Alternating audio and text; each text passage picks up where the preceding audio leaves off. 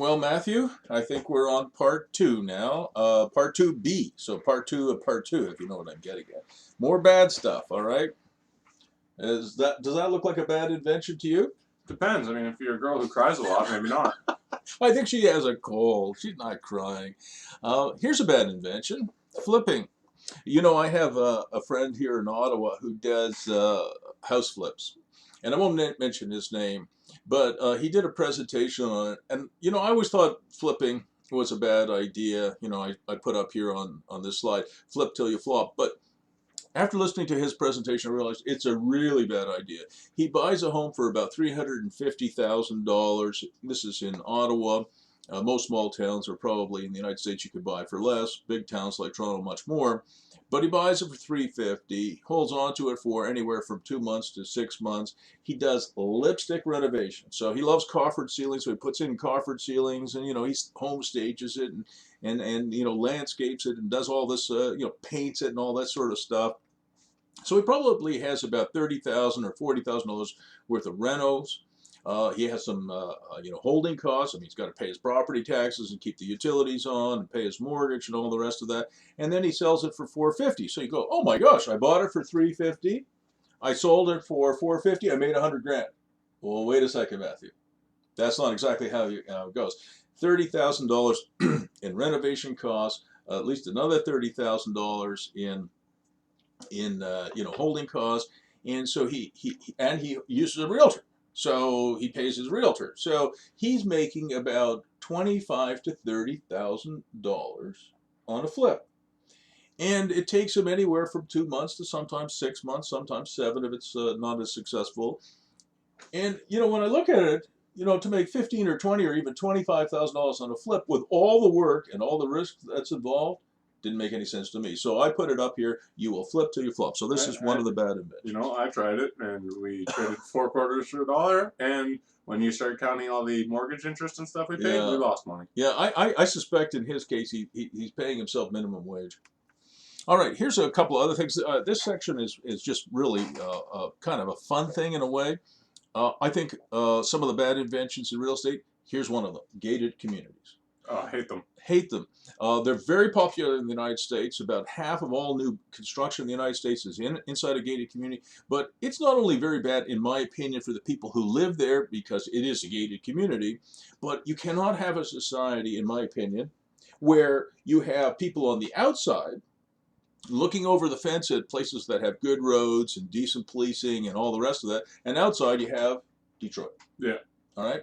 So it's bad for the society, but I think it's also ultimately bad for real estate value, because gated communities are very stultified. They're monocultured, single-use places that don't go up in value, that are really what Robert Kiyosaki calls a liability as opposed to an asset. Well, they represent very, very poor urban planning, too. They're not walkable. They're not walkable. Everything's a car trip. Yeah, everything's a car trip. They're made for rich folks, and it's also completely unsustainable for the planet as well. Oh, absolutely. All right, so let's move on.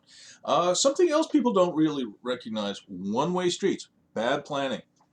We should have no one-way streets. It's bad for the environment, but it's also incredibly bad for the urban environment. It leads to all these curvilinear streets where you don't have a grid pattern. It's very inefficient, and it's not very livable, and it's certainly not walkable. Monocultured zoning, you'll hear me talk about that as you get to know more about what I'm all about. You have, in most cities today in North America, you have suburbs where people live, and you have downtown core like this one where people work. And so what happens is folks get up in the morning, they clog the highways, they go downtown. Meanwhile, all the break and enter artists are going to the suburbs during the day because there's nobody there. At night, the central business district, the core, empties out. They move from the suburbs back to the you know, to the central business district, and so what you have is an unsafe, unsustainable disaster.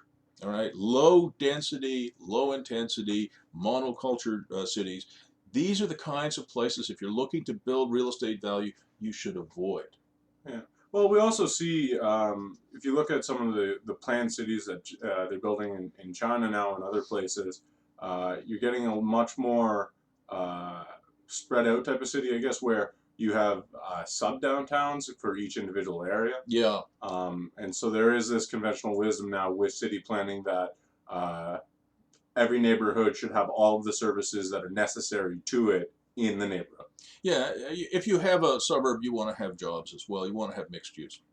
This is a typical suburb. Look at all these dead end roads, these cul-de-sacs, and all this absence of grid. You can't get here from there. It's bad for the environment. You circle and circle around like on these one-way streets or in these curvilinear roads or in these cul-de-sacs. You can't actually go from here to there. One of my friends is a counselor in a city of about 1 million people. He has to make 11 right turns to get into his home, which means he has to make 11 left turns to get out. And it drove him so crazy that after a couple of years, he had to sell the place. Mm-hmm. You already know I don't really think office buildings are a good investment for most of the people who are listening to this course. And I don't like mirrored glass because it's very unfriendly to the eye. There's no windows on the world. There's no penetrations. There's no safety. There's no street life if you have an infinite number of buildings that look like this. You're not going to believe this, Matthew, but a lot of cities today ban organized street planning. We used to build cities like with trees and street trees and places for people to sit. Not anymore. They say it's too much maintenance, right?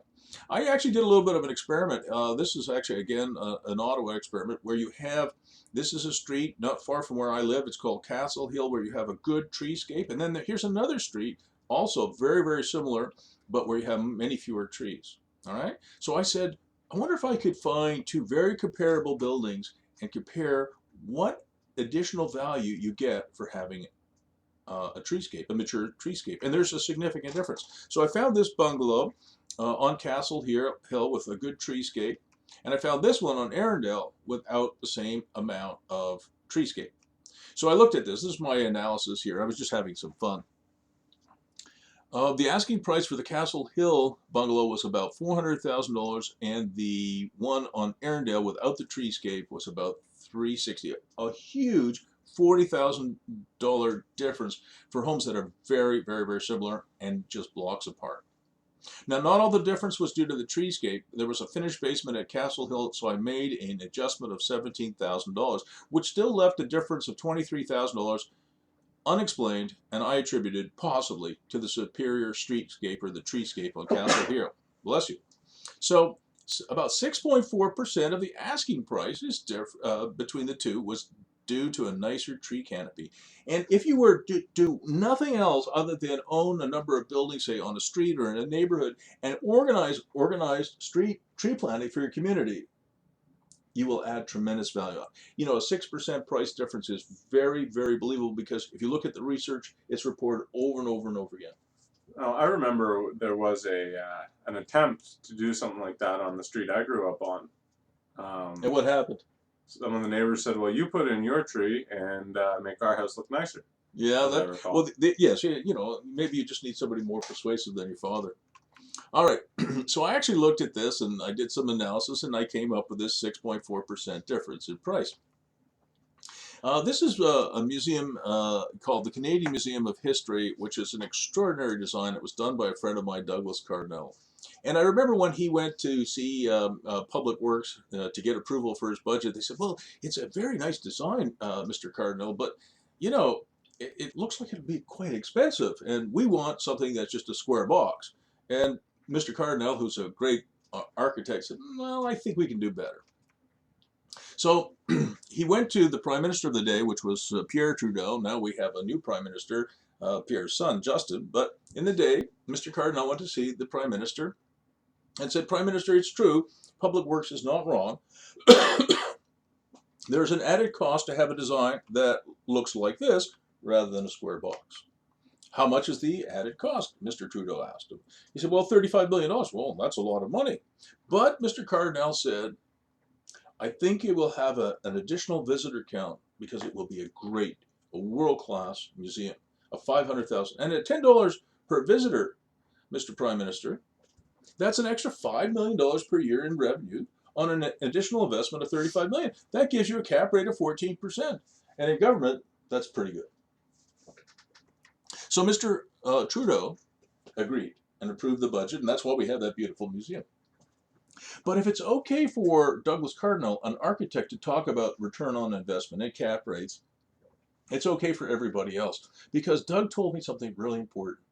Whether you're building an investment portfolio for yourself or you're doing it, as in Doug's case, for the government of Canada and the people of Canada, it's okay to treat their money, your client's money, as if it was a patron. You know, Michelangelo, what, he lay on his back on a scaffold for 10 or 12 years painting the ceiling of the Sistine Chapel.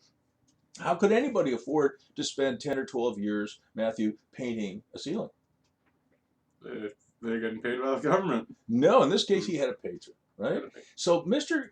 Cardinal doesn't call his clients clients, he calls them patrons. And he says, I treat my patron's money as if it was my own, probably better than he treats his own money. Mm-hmm. So if you have a street that looks like this, with ordered street trees and a tree canopy, it's going to have additional value. And you know, somebody had to plant those once upon a time. And look at that, 40 years later, or 50 years later, 100 years later, look what you get. I did a study about the biological growth curve and the value that it creates for, excuse me again, for streets. And I used this curve to make an internal rate of return calculation. I did this quite a few years ago, and I found out that if you could convince your neighbors to help you and help their neighborhood and help themselves and plant organized street trees, the return on investment is around 21%. Mm-hmm. So, you know, having a Johnny Appleseed in your neighborhood, that could be you, Matthew, or it could be anybody listening to this, it's a good thing. And what's interesting about it was when I did the analysis back in the day about the value of a treescape, it not only creates, you know, a sense of place and improves the streetscape, it also adds to your economic well-being, excuse me. And I found that about 95% of the increase in the value in property was due to the treescape, and only about 5%, 4.8% was due to, say, things by having more shade and some savings in air conditioning bills, whatever. Most of the value that we see, most of the value increase, is because of the creative act itself. Mm-hmm. And my former dean of engineering when I was at Carleton University, Sami Mahmood, told me once, you don't get what you deserve in life, you get what you negotiate. So one of the things I tell people who are creative is you have to be able to ask for more. You have to be able to use the language of ROI and cap rates to justify the value that you create so that you can have a more equal conversation with your potential clients. This is a picture of, you can see my profile over here, Matthew, on the lower left-hand side of the screen. This is a picture I took of what's going on in LeBreton Flats, one of the most important pieces of real estate to be developed in Canada. And here you have a bunch of kind of lonely condominiums in a field. And this is, you know, one of the most important developments. And this is kind of what the National Capital Commission has done with it, with one of the private developers. Not a very imaginative, you know, use of the land, and probably not creating the kind of, you know, value for investors that you would want to see. But they did get their square box. They did get their square box. Good point. So how do you actually go about, if you had a piece of property and you wanted to animate it, how do you actually go about it? So I did this again quite a few years ago. What if you had an island that used to be used for industrial purposes, that had a major, you can see right down the middle, major friggin' highway, almost in fact a bridge going over top of it, and it was downtown, but it was literally an unbounded old industrial island that had very, very little value to it. What would you do with it? Well, if you're the National Capital Commission, you might hire one developer to put up some unimaginative condos that go down in value. But this is not what happened. What they did was they created micro parcels, so intricate street networks, or, you know, kind of a quasi grid that you can see here, and they divided it up into all kinds of different types of uses. So it had variegated parcel size, multiple development opportunities. Some were for small entrepreneurs, some were for large entrepreneurs or large development organizations, but they had both. And what do you get? Do you know what that is, Matthew? No. Okay. It's called Granville Island. Oh. So Granville Island today is one of the top tourist attractions in British Columbia. I think it is either #1 or #2. It has education, it has markets, it has arts, it has entertainment, maybe I already said that. It has a kids market. It has things for families to do, for people to do. It's one of the great places to go. And you can see what it is. But if you look at it, every parcel is a bit of a different size to it. The street network actually works. You don't see any cul-de-sacs here. You don't see any of these curvilinear streets, these P-loops that don't go anywhere. And you see a tremendous mixing together of uses. These are the kinds of things, whether you're doing something that's very small, you're just doing a small infill project in Toronto or Vancouver or in Austin, Texas, wherever you might be, I want you to remember that having a lot of different types of uses come together like this, 1 + 1 + 1 makes 5. Well, and this is kind of the development that we're hoping for to see out of John Ostiny with his ZB project. Yeah, Zibi is another downtown Ottawa project, absolutely. All right, this is the Byward Market, one of the most desirable places to own property and also one of the most desirable places to live. And one of my clients, a group of women, bought a townhouse in the Byward Market. It's on a 30-foot by 100-foot lot. It's 4 stories high. The bottom floor and the basement has a restaurant in it. The second floor has a club. The third floor had some residential uses, and the fourth floor was English as a second language. They bought this townhouse. It's a tiny townhouse, 4 stories high, with a basement. Down in the Byward Market for $2.7 million. And they were the first all-female investment group, or one of the first, I think they might have been the first, to actually own property in this desirable location. And they had an offer for that property 3.5 years later of $6 million. What do you think they did with that offer? I would hope they rejected it. They did, because the cash flow on it was terrific, and you can always refinance and take the money out tax-free, Yep. the Warren Buffett methodology. Well, what you do is you take that offer to your bank and say, hey, look, how much our building is worth, give us more money. Right. And what you're looking for as a real estate investor is you're looking for areas within your city, and every city has them. Pittsburgh has them, Ottawa has them, Austin, Texas, I mentioned, has them, Vancouver has them, where all boats are rising. And the Byward Market is one of those locations. We have an estimate that values there are rising at 19% per annum. It's phenomenal, phenomenal. Typical in Ottawa, you see in Canada, prices are rising about 1.5% per annum. Orleans is flat, which is in the East End. To the south, it's about 2%. But the Byward Market, right central location, is about 19% per annum. You can't beat that. No, they do pretty well. Where are you going to get 19? And that's not including your cash flow or your mortgage pay down. Well, that's just inflation. And the really nice thing about that is that the 19% inflation, when you actually look at that on an internalized rate of return, it's 19% on your equity of, say, 20%. So you're getting 19% of $6 million, right? But you only put in, $1 million or $2 million for it. Right. It's a phenomenal return. You're absolutely right. Very well put. Okay. Let's change tax a little bit here. An environmentalist is someone who has a cabin in the woods. You know what a developer is, Matthew? Someone who wants to have a cabin in the woods. I didn't make that joke up. That's Dennis Miller, right? Mm-hmm. And this is his definition. So the environmentalist is somebody, at least according to Dennis, who's good. I'm good. I got my cabin. I just don't want anybody else to have one. Mm-hmm. That's a Dennis Miller joke. So one of the things that you have to be aware of is in every city and town, not just in Canada, not just in the United States, but around the world today, you're going to get a lot of people in the neighborhood these days who come out and say, to any change in their neighborhood, or almost any change, no. Yep. Right? And these people are called NIMBYs. What does NIMBY stand for, Matt? Not my backyard. Yeah.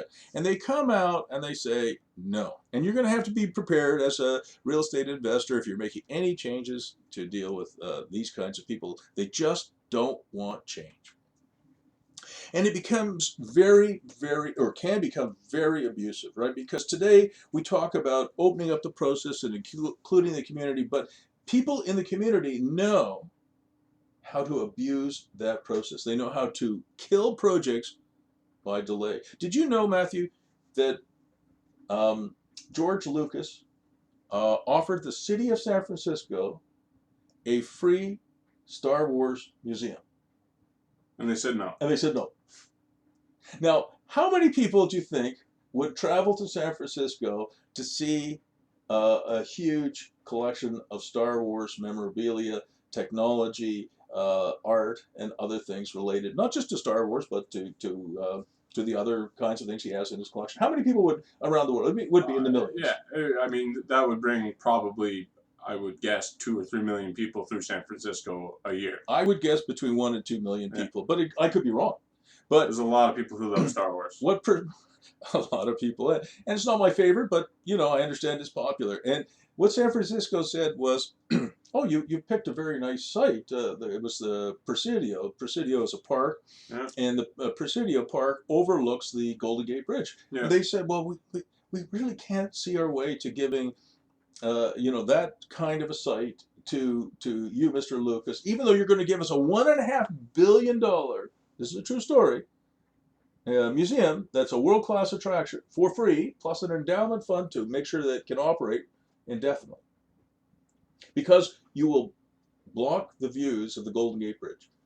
I mean, that's almost on par with Joe Clark not allowing the Turks and Caicos to become part of Canada. That's correct. Prime Minister Joe Clark, back in the day, turned down the Turks and Caicos as the 11th province of Canada. I completely agree. And the reason that San Francisco did it wasn't, they didn't really care about the views of the Golden Gate Bridge. They were afraid of a group called the Friends of the Parks. Just a small group of well-organized people who know the political process. It's called democratic abuse. Anyway, that is a true story. The other unfortunate thing with NIMBYs is you can have 95% support in the community, and the 5% who don't support will come out, and the 95% who do don't say anything, and then the politicians take that as there's 5% of people here who don't like this. That must mean that the entire community is against this development. Right. When I was your age, that was called the silent majority. Yeah. All right. So when we were building the Canadian Tire Center, which is built in a western suburb of Ottawa called Canada, we had one guy. He was a farmer. And he ran a farm. I call it Acme Creek Farm. That's not its real name. I scratched out the real name. And it was a few miles from the site, a few kilometers, I guess, from the site. And it was a pick-your-own farmer's market, potatoes, strawberries, vegetables, etc. And here we had a 13-and-a-half-week hearing as to whether or not the Canadian Tire Center should or should not go ahead. And here's a farmer. He came every single day. Every single day. And 13-and-a-half weeks, he came along, and he was opposing, right? And he said, look, we shouldn't take 100 acres of wet clay that can't even grow hay, and we should preserve it as farmland. And he said, well, it's not really a hockey development. It's just a real estate play, and it'll create too much traffic, et cetera, et cetera. Anyway, this is a typical NIMBY complaint. So, 10 years after the Canadian Tire Center was opened and built, and it was called the Palladium back in the day, which you would know, Matthew. He was interviewed by local news coverage, the Canadian Broadcast Corporation News. And I remember watching it. I don't watch CBC News, but I happened to catch that particular show. And so they asked the farmer on the 10th anniversary, how are you feeling about the Canadian Tire Center now that it's been open for 10 years? Oh, he says, I feel good about it. It's been a good neighbor. And you know what has happened to my farm gate marketing business? It has more than doubled. Traffic is up past my farm. And you could see the CBC reporter, she did a double take. And she said, really? You were so, yes, I was always a supporter. And she said, really? I don't recall that. And he said, yes, I just wanted to make sure that they didn't take any shortcuts. So Matthew, sometimes what you can do in these things is you can turn around people who are super opposed to what you do, and 5 years later or 10 years later, maybe a generation later, they're proud of what has been built in their neighborhood. They're not a NIMBY anymore. So we're going to take a break here in a second. I just put a few oxymorons up there, things like jumbo shrimp, working vacation, fresh cafeteria food, because the classic oxymoron for us in this industry is real estate invention. Real estate has not had a lot of invention in the last 25 years. If you were to have your cell phone operate at the same level that real estate has operated at for the last 25 years, you've heard me say this before, Matthew, for that cell phone, yours is a Samsung, mine is an iPhone. For us to get in our car with our Samsung phones or our iPhones, you would need 3 semi-trailers loaded with knobs and tubes following you just to make that thing work. That's what the technology industry has been able to do. But real estate, we can do better. So now we're going to take another break.